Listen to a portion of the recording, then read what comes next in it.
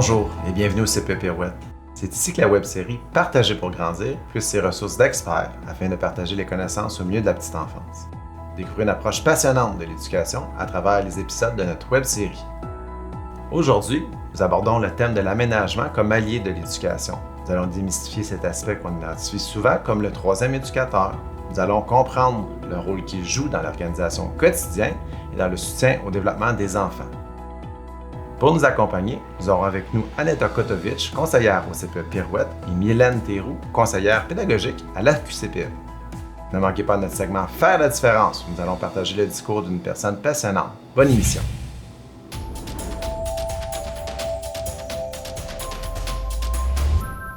Alors, bonjour Aneta, bonjour Mylène, ça va bien? Oui, merci. Cool, content de vous avoir ce matin. Donc, on va parler de l'aménagement comme allié de l'éducation aujourd'hui. En petite enfance, on dit souvent que l'environnement est comme un troisième éducateur. Pour vous, ça veut dire quoi concrètement? Moi, je vois l'environnement comme un élément clé en fait pour la réussite des enfants. Tout le matériel qu'on propose aux enfants, plus il est riche, il y a plus de chances que l'enfant va développer son plein potentiel. Puis moi, je vois l'aménagement vraiment comme un allié. Au même titre que l'éducatrice va déployer certaines stratégies, lorsqu'elle se sert de son environnement, c'est aussi des stratégies pour aider les enfants à s'engager dans leur jeu, à être autonomes, à explorer et tout. Pourquoi est-ce important d'avoir du matériel libre, polyvalent et accessible, autant à l'intérieur qu'à l'extérieur? Je pense que le matériel libre et polyvalent, le mot-clé qui me vient en tête, c'est la créativité des enfants, parce qu'il n'y a rien qui leur dit quoi faire. Fait qu'ils sont libres dans leurs explorations, ils peuvent faire ce qu'ils veulent selon leurs intérêts. Puis moi, je retiens aussi dans ce que tu as dit, accessible, donc à portée des enfants. C'est hyper important que les enfants puissent aller chercher eux-mêmes le matériel pour bonifier leur jeu. Comment concevoir un espace qui rappelle la maison sans nuire à sa fonction éducative? Tous nos locaux à Pirouette, en fait, sont conçus d'une manière particulière. En fait, notre local ressemble à la maison. Fait qu'on a un coin cuisine, le coin de jeu symbolique où on va trouver le petit sofa. Plus loin, peut-être le jeu de construction. Mais tout ça, c'est très chaleureux. Fait que, est-ce que l'enfant peut vraiment développer son potentiel? Oui, parce qu'il a l'accès à tout. Puis en même temps, ça ressemble à une petite maisonnette. Fait que tous les repères, il les retrouve très facilement. Moi, j'aime penser que l'enfant se sent chez lui quand il rentre dans son local. C'est un lieu qu'il connaît, c'est un lieu qui est sécurisant pour lui, c'est un lieu qui est agréable, où il peut être lui-même. Voilà. Auriez-vous un exemple de détail pratique, comme le casier accessible de deux côtés, qui change tout au quotidien? Le casier, c'est un très bon exemple. Puis moi, je pense par exemple au lavabo qui est accessible aux enfants, mais qui est à la hauteur de l'adulte aussi. Donc, un lavabo avec de petites marches où l'enfant peut monter facilement pour se laver les mains, mais l'adulte, de son côté, n'a pas besoin à se pencher pour l'accompagner. Quel principe guide votre choix de matériel pour éviter les stéréotypes de genre ou assurer une représentation culturelle diversifiée? Un bon exemple, c'est les poupées qui vont avoir les teintes de peau différentes, en fait. Comme ça, chaque enfant peut se retrouver puis peut se construire un peu son jeu à travers ça. Sinon, en fait, on permet, tout est accessible. Il n'y a pas de jeu de garçons, il n'y a pas de jeu de filles. On valorise ça énormément parce que l'enfant se découvre. Puis ici, il a toute la place pour sa découverte. Comment l'aménagement vient soutenir concrètement le travail des éducateurs et éducatrices dans vos installations? Moi, j'avais déjà entendu une conférencière qui parlait des barrières qui libèrent. C'est-à-dire que lorsqu'on structure le local, on crée des coins, on crée des limites, pour les enfants, ça devient beaucoup plus facile de s'orienter. Lorsqu'on pense à un local, par exemple, où il y aurait tous les meubles collés contre les murs, avec tous les enfants au centre, ça devient difficile pour les enfants d'avoir leur repère, de s'organiser en petits groupes séparés, tout ça. Donc, l'ameublement peut vraiment venir servir à structurer. Puis après ça, l'éducatrice ou l'éducateur peut choisir le matériel stratégiquement pour que les enfants soient vraiment engagés dans leur jeu, dans les différents coins.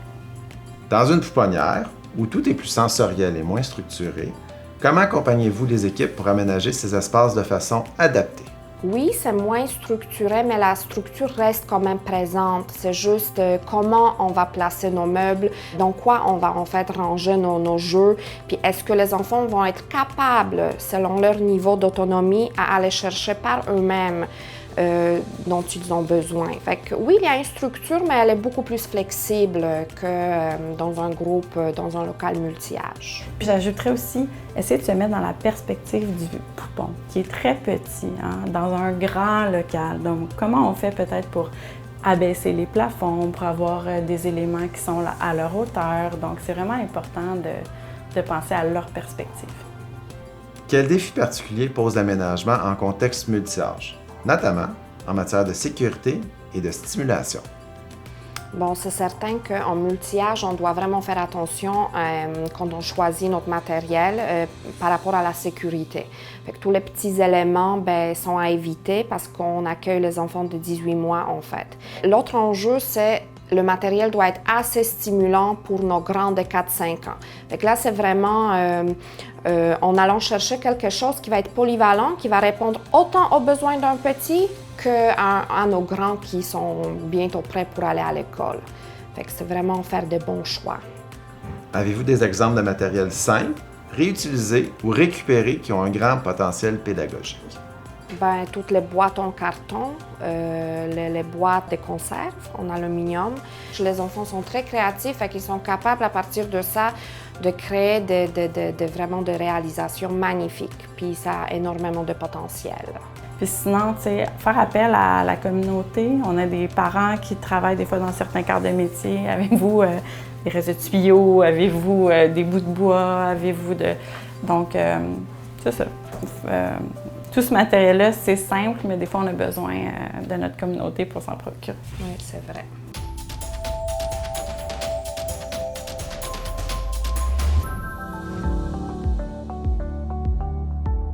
L'aménagement de mon local, il est fait avec plusieurs zones de jeu. Il y a plusieurs coins aussi dans le local.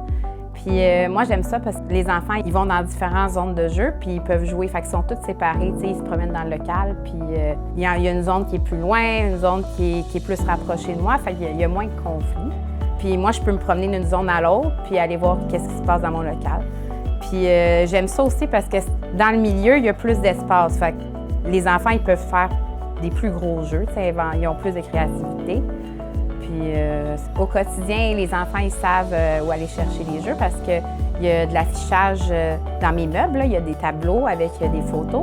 Puis sur les bacs aussi, il y a la même photo. Fait que les enfants, ils peuvent associer l'image. Puis c'est comme ça qu'ils savent où ranger les jeux. Un matériel que les enfants adorent, c'est des coussins là, dans le coin de lecture.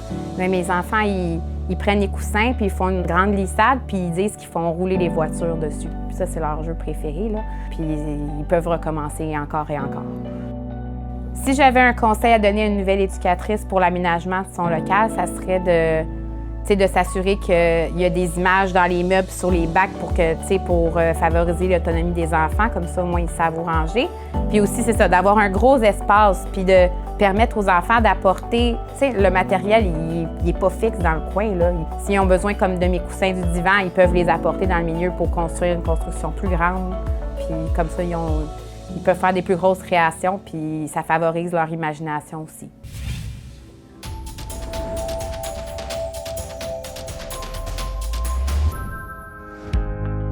Bonjour Emmanuel, merci de ta présence à l'émission. Nous souhaitons souligner ton implication ainsi que tous les parents qui s'impliquent au CPE Pirouette. Merci de m'avoir invité. Qu'est-ce qui t'a motivé au départ à poser ta candidature comme parent bénévole? Ça faisait quand même longtemps que je voulais m'impliquer dans ma communauté. Puis je me suis dit qu'en étant dans le conseil d'administration, ça me permettrait vraiment d'être au courant de ce qui se passe dans le milieu, où ce que ma fille va être, d'être impliquée en fait pour prendre les décisions qui sont importantes. Pour le fonctionnement du CPE, on parle par exemple du budget, on parle des politiques internes, on parle de la vision éducative, on parle des projets qui s'en viennent, là, qui sont à venir. Donc c'est extrêmement intéressant. Puis, en étant le parent, en fait, impliqué dans le conseil d'administration, ça nous permet d'être un peu la voix des autres parents, des autres familles qui sont dans le CPE. Puis ça, c'est vraiment super valorisant. Est-ce que tu as un dossier ou une priorité qui te tient particulièrement à cœur dans ton implication? Je pense sincèrement que tous les dossiers sont vraiment importants. On est là pour l'intérêt de chaque enfant, mais étant enseignante en adaptation scolaire de formation, c'est certain que tous les enfants avec des besoins particuliers, ça me touche particulièrement. Je veux vraiment qu'on puisse les inclure, qu'on adapte le milieu pour eux. Qu'est-ce que cette expérience t'apporte personnellement comme parent et comme citoyen? Comme parent, en fait, ça me permet vraiment de pouvoir m'impliquer pour ma fille, de pouvoir être là d'une façon vraiment différente. Veux pas, nos enfants, ils sont avec les éducatrices là, plus souvent qu'à la maison avec nous. Donc, en siégeant sur le conseil d'administration, ça me permet vraiment de pouvoir m'impliquer dans son quotidien à ma façon. Puis en tant que citoyenne, bien, ça me permet de pouvoir être là aussi pour les autres familles qui sont là présentement au CPE, mais les suivantes là, qui arriveront prochainement. Pourquoi c'est important que des parents soient présents dans les instances décisionnelles d'un CPE? Bien, veux pas, on est la personne d'autorité pour nos enfants, mais surtout la personne qui les connaît le plus. Puis veux pas, c'est de cette façon-là qu'on peut vraiment aider à prendre les meilleures décisions dans l'intérêt de nos enfants. Puis en même temps aussi, c'est d'apporter un petit côté différent, des fois, qui sort un peu de la boîte, d'apporter des idées nouvelles. Puis évidemment, là, s'assurer que tout ce qui se passe, bien, convienne à notre réalité familiale aussi. Si tu avais un souhait ou un rêve pour l'avenir du CPE et des enfants qui le fréquentent, ça serait quoi? Je pense que vraiment, ça serait tout simplement que chaque enfant puisse profiter de son environnement, se sentir vu, écouté, valorisé, aimé. Puis je souhaite que ça poursuive comme sur cette belle lancée-là, puis que les enfants puissent continuer d'avoir un environnement aussi extraordinaire avec la collaboration des parents, évidemment, dans tout ça. Si vous souhaitez recevoir notre guide gratuit de l'émission afin d'y retrouver un résumé pratique des sujets traités ainsi que des trucs et astuces, abonnez-vous dès maintenant à notre infolette. Vous y trouverez également des détails sur nos prochaines émissions. En tout temps, vous pouvez consulter notre site Internet Partager pour grandir et notre page Facebook pour obtenir des liens utiles sur chaque émission. À bientôt!